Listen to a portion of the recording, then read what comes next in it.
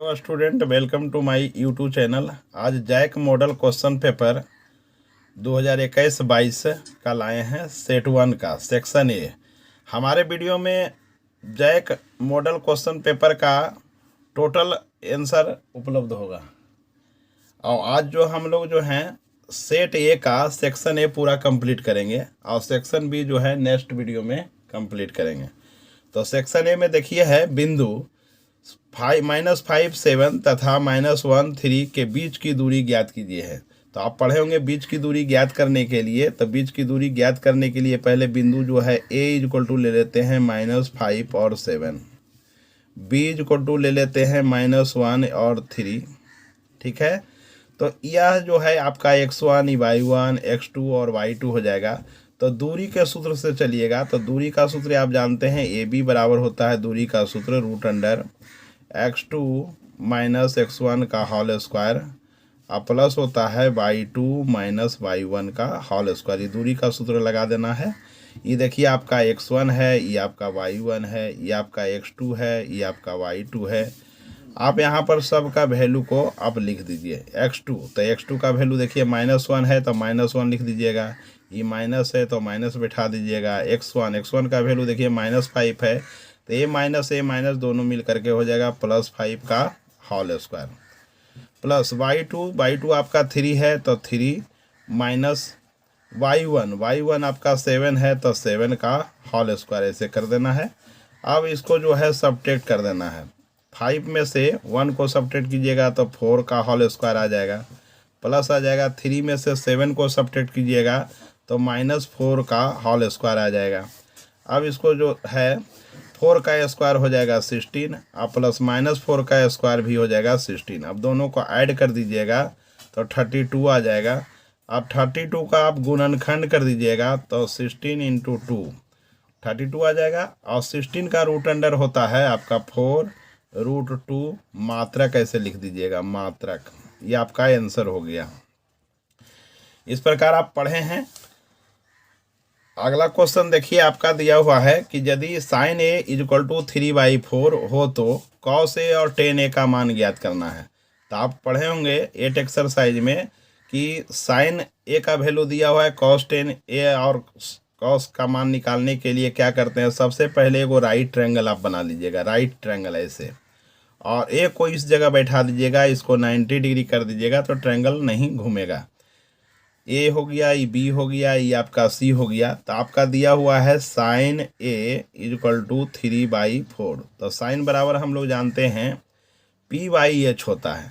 तो ट्रायंगल में p ये होता है, h होता है, जिसको हम लोग लंब और कर्ण कहते हैं। तो साइन बराबर लंब बटा कर्ण, तो लंब के जगह लंब बैठा दीजिएगा, कर्ण के जगह कर्ण, हाइपोटेनस के जगह कर्ण बैठा दीजिएगा।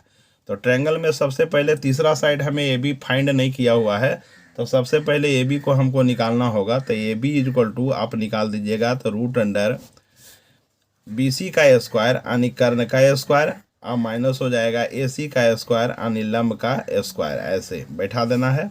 अब BC आपका देखिए दिया हुआ है 4, तो 4 का स्क्वायर कर दीजिएगा, और AC आपका दिया हुआ है 3, तो 3 का स्क्वायर कर दीजिएगा। अब दोनों को कैलकुलेट कर दीजिए तो 4 का स्क्वायर हो जाएगा 16 और इसको 3 का स्क्वायर हो जाएगा 9 और दोनों को आप सब्ट्रैक्ट कर दीजिएगा तो रूट आ गया 7।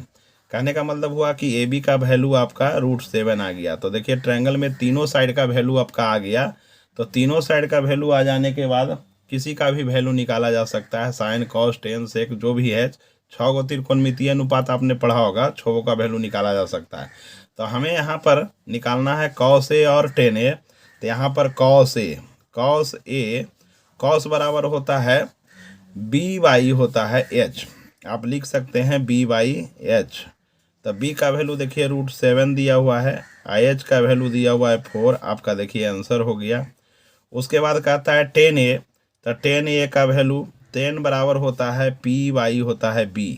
तो p आपका हो गया 3 हो जाएगा और b आपका हो जाएगा √7, आपका ये आंसर आ गया। इस प्रकार इसको बना लेना है। उसके बाद इसी चैप्टर से अगला क्वेश्चन है आपका, देखिए हम लिख करके रखे हैं कि मान ज्ञात कीजिए 2 tan square 45 degree plus cos square 30 degree minus sin square 30 degree. तो दिया हुआ है आपका 2 10 स्क्वायर 45 डिग्री, प्लस दिया हुआ है कॉस स्क्वायर 30 डिग्री, और माइनस दिया हुआ है साइन स्क्वायर 30 डिग्री।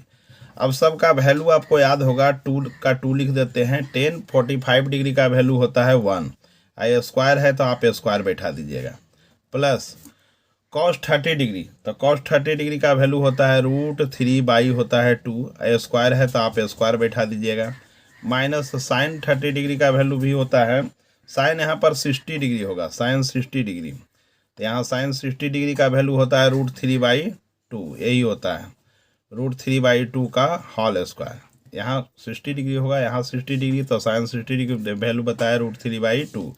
अब देखिए √3/2 का होल स्क्वायर और √3/2 का होल स्क्वायर, ये प्लस में है ये माइनस में है, तो प्लस माइनस जो है आपका कट जाएगा, 1 का स्क्वायर 1 हो जाएगा, 1 से 2 में मल्टीप्लाई कर देंगे तो 2 आंसर हो जाएगा आपका, इस प्रकार आंसर हो जाएगा।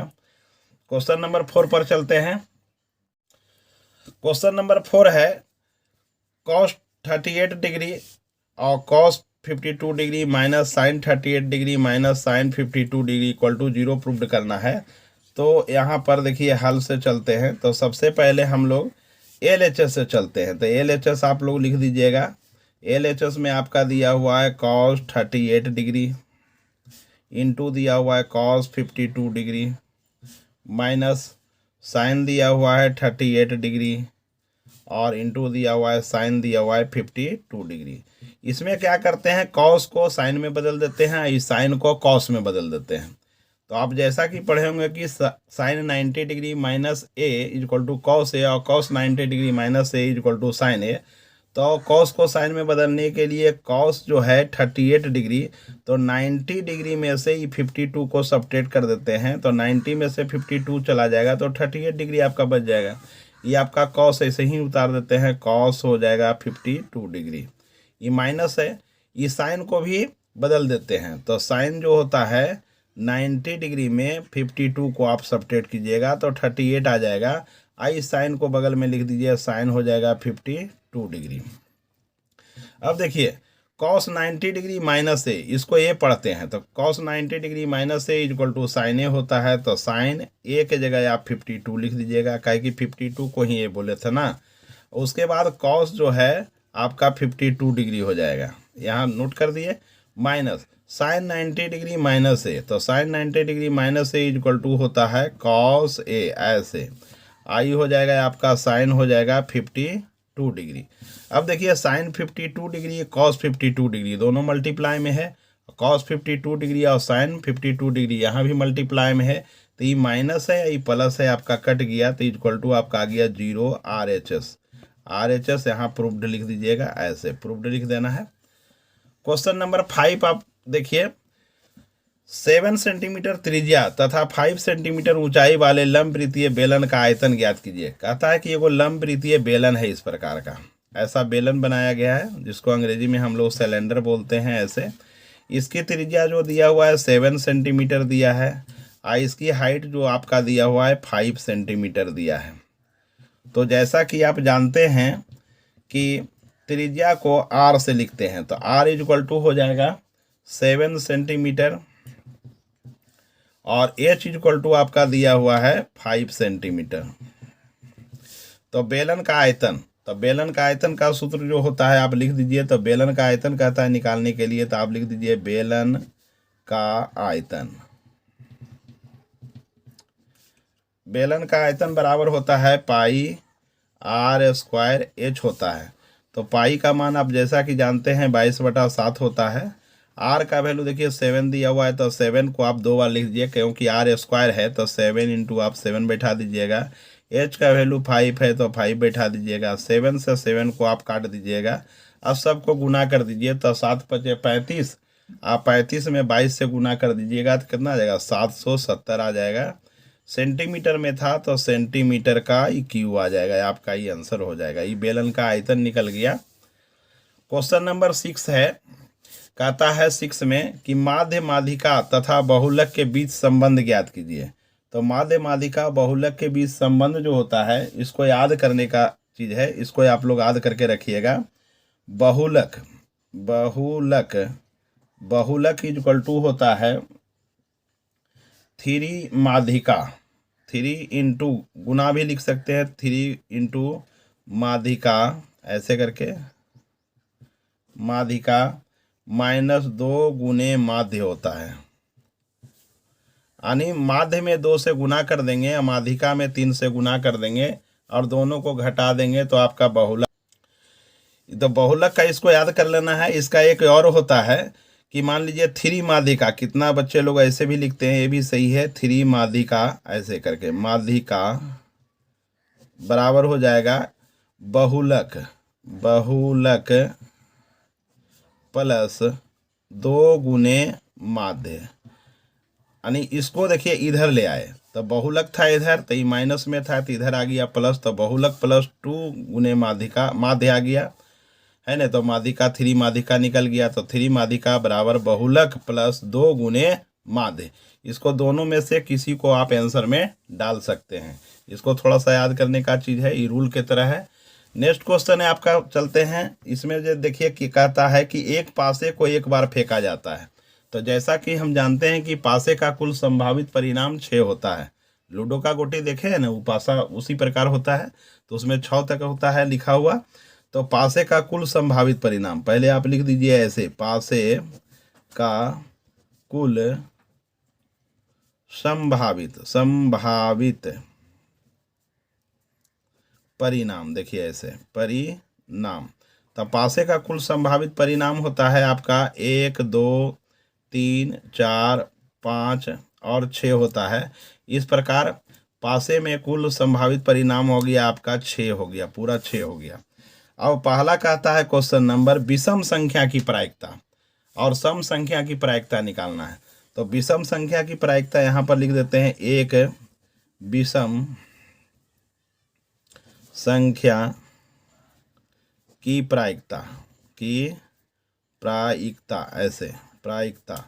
तो विषम संख्या जो होता है जो नहीं कटता है 2 से ना, उसको हम लोग विषम संख्या कहते हैं। तो पासा में विषम संख्या देखिए, एगो 1 है, एक 3 है और एक 5 है। तो 1, 3 और 5 जो है यह 2 से डिवाइड नहीं होता है, इसको आप लोग भी जानते होंगे, विषम संख्या कहते हैं। तो जिसको निकालना रहता है उसको ऊपर लिखना रहता है और टोटल संख्या को आपको नीचे लिखना रहता है। तो विषम संख्या आपका देखिए 1, 2, 3 आया, तो 3 को आप ऊपर लिख दीजिए। पासे का कुल संख्या 1 से लेकर 6 तक था, यानी 6 पूरा कंप्लीट था, तो यहाँ 6 आप लिख दीजिएगा। इसको आप काट दीजिए, 3 2 जा 6 कट गया, तो 1/2 आपका देखिए आंसर आ गया। बी नंबर जो है एक सम संख्या। तो एक सम संख्या की प्रायिकता देखिए ऐसे लिख देंगे, एक सम संख्या की प्रायिकता। तो सम संख्या जो है इसमें देखिए 2, 4, 6, यानी तीनों जो है आपका सम संख्या है, 2 भी है, 4 भी है, 6 है। तो इस प्रकार सम संख्या का संख्या आ गया 3 और टोटल संख्या आपका 6 था, 6 था, तो आप 6 लिख दीजिए। इसको काट देना है, 3 2 जा 6, तो 1/2 इसका आंसर आ गया। इस प्रकार जो है इसकी प्रायिकता निकाली गई। जिसको निकालना है उसको ऊपर लिखना है, टोटल संख्या को नीचे लिखना है। हमारे वीडियो पर 2022 में बोर्ड परीक्षा जो होने वाली उसका सारा मॉडल पेपर का सॉल्यूशन मिल जाएगा। हमारे वीडियो पर यदि नए हैं, हमारे चैनल पर भी नए हैं, तो आप चैनल को सब्सक्राइब कर दीजिए, बेल आइकन को दबा दीजिए, ताकि तो कोई भी वीडियो डाले तो उसका नोटिफिकेशन आपको सबसे पहले मिले। इसको अपने दोस्तों में शेयर कीजिए, लाइक करना कभी मत भूलिए, क्योंकि आपका लाइक ही हमें वीडियो बनाने के लिए मोटिवेट करता है। Thank you. अगले क्वेश्चन में, अगले वीडियो में हम मिलते हैं नेक्स्ट क्वेश्चन के साथ।